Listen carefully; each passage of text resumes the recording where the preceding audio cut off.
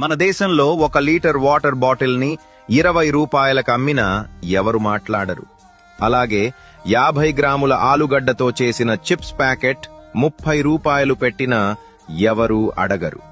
1 kilo టమాటాలతో చేసిన sauce bottle 100 రూపాయలు పెట్టినా కూడా ఎవరూ అడగరు.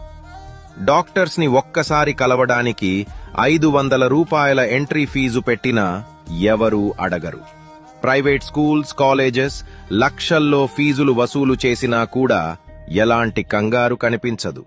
కానీ కూరగాయల రేట్లు కాస్త పెరిగితే మాత్రం వెంటనే అందరూ అరుస్తారు. ఇవి ఎలా కొనాలి, ఎలా బ్రతకాలి అంటూ టీవీలో రోజంతా న్యూస్ వేస్తారు. కానీ ఒక బిజినెస్ మ్యాన్ ఇల్లీగల్ గా ఎంత లాభం వేసుకున్నా, ఎన్ని కడుపులు కొట్టినా ఎవరూ పట్టించుకోరు. అంటే రైతు తప్ప ఈ దేశంలో ఎవరైనా ఎంతైనా సంపాదించుకోవచ్చు అన్నమాట.